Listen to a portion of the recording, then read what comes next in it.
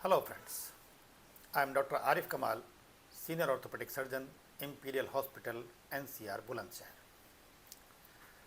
दोस्तों, आज हम इस वीडियो में एक ऐसी बीमारी के बारे में बात करेंगे जो काफ़ी ज़्यादा ओवर ट्रीटेड है, यानी जितना उसका इलाज किया जाना चाहिए उससे कहीं ज़्यादा उसका इलाज किया जाता है, या एक ऐसे टेस्ट के बारे में जो काफ़ी ओवर रेटेड है, यानी जितना उसकी इम्पोर्टेंस होना चाहिए उससे कहीं ज़्यादा इम्पोर्टेंस उसको दी गई है। यहाँ बात हो रही है जिस बीमारी की, वो है टाइफाइड, और जिस टेस्ट के बारे में हम बात कर रहे हैं वो है विडॉल टेस्ट। तो एक आम धारणा है कि जब भी फीवर होता है तो टाइफाइड के लिए विडॉल टेस्ट ज़रूर कराया जाता है। और दूसरा प्रॉब्लम ये है कि आजकल अगर आप पेशेंट को कुछ टेस्ट करवाने के लिए देते हैं, पैथोलॉजिकल टेस्ट, तो पैकेज सिस्टम होने की वजह से पैथोलॉजी लैब्स उनको जितने टेस्ट बताए गए हैं उससे ज़्यादा टेस्ट करके देती है, जो कि चार्जेस बराबर है। इसलिए बहुत बार आप स्पेसिफिक टेस्ट करवाना चाहते हैं और पेशेंट उसमें साथ में कुछ और टेस्ट भी करवा कर ले आता है, जिसमें काफ़ी कॉमन है फीवर के लिए किए जाने वाले ये टेस्ट, जिनमें से एक है विडॉल टेस्ट। तो विडॉल टेस्ट टाइफाइड में करवाया जाता है और बहुत बार ये फॉल्स पॉजिटिव आता है, यानी आपको टाइफाइड नहीं है और आपने जब टेस्ट करवाया तो विडॉल टेस्ट पॉजिटिव आया। ऐसा क्यों होता है? अगर आपको कभी पहले इन्फेक्शन हो चुका है तो विडॉल टेस्ट कई साल तक पॉजिटिव आ सकता है। अगर आपको वैक्सीन्स लग चुकी हैं टाइफाइड की तो विडॉल टेस्ट पॉजिटिव आ सकता है। अगर आपको कंटिन्यूसली हल्का सा इन्फेक्शन या एक्सपोजर होता रहता है जिसकी वजह से आप बीमार नहीं होते हैं, तो भी विडॉल टेस्ट बार बार पॉजिटिव आ सकता है, लंबे समय तक पॉजिटिव आ सकता है। और एक और कारण है फॉल्स पॉजिटिव आने का, वो है कि कुछ और बीमारियां वही एंटीबॉडीज़ को ट्रिगर करती हैं बनने के लिए जिनको टाइफाइड करता है। तो ये विडॉल टेस्ट डेंगू फीवर, मलेरिया और कोविड में भी पॉजिटिव आ सकता है। आपने बहुत बार देखा होगा, कोविड पीरियड को याद करिए, इन्वेस्टिगेशंस कराने पर बहुत बार विडॉल टेस्ट पॉजिटिव आता था, यहाँ तक कि टाइफाइड टेस्ट भी पॉजिटिव आता था। तो अगर आपका टेस्ट विडॉल टेस्ट और टाइफाइड भी पॉजिटिव आते हैं तो ज़रूरी नहीं है कि आपको टाइफाइड है।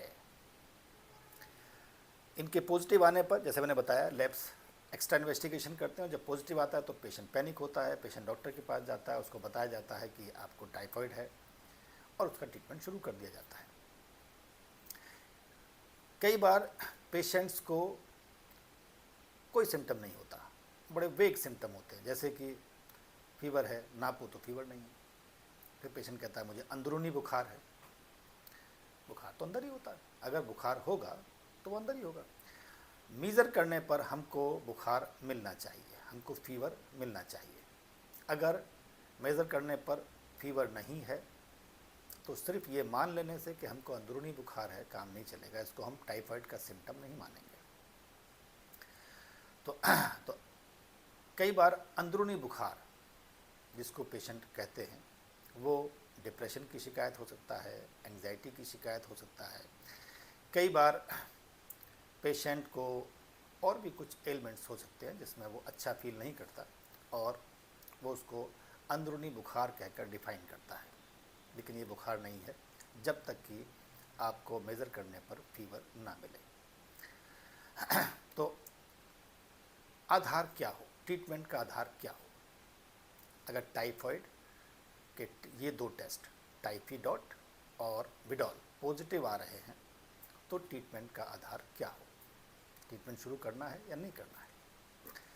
तो बिल्कुल ब्लैक एंड वाइट में ये हमको बात समझ लेनी है कि अगर हम एसिम्प्टोमेटिक हैं, अगर हमारे शरीर में टाइफॉइड के लक्षण नहीं हैं, तो टाइफाइड पॉजिटिव आए या विडॉल टेस्ट पॉजिटिव आए, हमें टाइफॉइड का ट्रीटमेंट नहीं लेना है।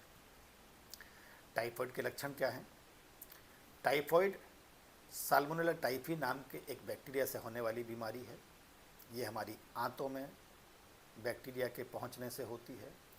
ये बैक्टीरिया आंतों में ग्रो करते हैं, मल्टीप्लाई करते हैं, 1 से 2, 2 से 4, 4 से 8, 8 से 16, और इस तरीके से बैक्टीरिया की संख्या शरीर में बढ़ने लगती है और उसकी वजह से हमको बुखार आता है। तो मोटा मोटा साल्मोनेला टाइफी नाम का बैक्टीरिया है, आंतों में पहुंचने से बीमारी शुरू हुई, बैक्टीरिया के बढ़ने से बैक्टीरिया ब्लड में गया और बुखार आया। क्योंकि आंतों में दिक्कत शुरू हुई है, इसलिए पेट से रिलेटेड सिम्टम्स भी मिलेंगे, जैसे पेट में दर्द की शिकायत या डायरिया, बार बार दस्तों की शिकायत, या कब्ज़ हो जाना, कब्ज़ मतलब लैट्रिन ठीक से ना आना, या दोनों चीज़ें। आपको कभी कब्ज़ होती है, कभी आपको डायरिया होता है, कभी दस्त होते हैं, कभी कब्ज़ होती है, कभी डायरिया होता है, कभी कॉन्स्टिपेशन होता है। तो अल्टरनेट, तो फीवर, पेट की दिक्कतें, ये वो लक्षण हैं जो कि टाइफाइड में पाए जाते हैं। फीवर का होना टाइफाइड को कहने के लिए ज़रूरी है। अगर आपके विडॉल टेस्ट और टाइफाइड टेस्ट पॉजिटिव हैं लेकिन आपको फीवर नहीं है,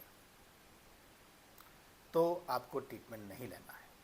टाइफाइड कहने के लिए ज़रूरी है कि आपको फीवर हो, और फीवर का जो टाइफाइड में फीवर होता है उसका पैटर्न होता है स्टेप लैडर पैटर्न, यानी ये ग्रेजुअली इंक्रीजिंग पैटर्न होता है। जितना आज फीवर है कल उससे ज़्यादा होगा, परसों से ज़्यादा होगा, तो ग्रेजुअली फीवर बढ़ता जाता है। और आमतौर पे देखा गया है कि पूरी तरह सबसाइड नहीं करता, यानी फीवर पूरी तरीके से ख़त्म नहीं होता है। जैसे अगर हम वायरल फीवर की बात करें, मलेरिया की फीवर की बात करें, तो फीवर आएगा, हाई ग्रेड फीवर भी होगा, कपकपी भी हो सकती है, लेकिन फीवर फिर ख़त्म भी होगा, फिर दोबारा कुछ समय के बाद फिर से फीवर आएगा। लेकिन टाइफाइड में फीवर बिल्कुल पूरी तरीके से ख़त्म नहीं होता है, थोड़ा सा घट सकता है लेकिन फिर से बढ़ जाता है। तो इसको हम स्टेप लैडर पैटर्न कहते हैं, बुखार का धीरे धीरे बढ़ते जाना। तो अगर फीवर की शिकायत नहीं है, टाइफाइड का कोई लक्षण नहीं है, तो सिर्फ विडॉल टेस्ट पॉजिटिव आने की वजह से, सिर्फ टाइफाइड टेस्ट पॉजिटिव आने की वजह से हमको टाइफाइड का ट्रीटमेंट नहीं लेना है, क्योंकि बिना टाइफाइड हुए भी ये दोनों टेस्ट पॉजिटिव आ सकते हैं। कारण हम आपको बता चुके हैं कि किन किन कारणों की वजह से ये दोनों टेस्ट पॉजिटिव आते हैं।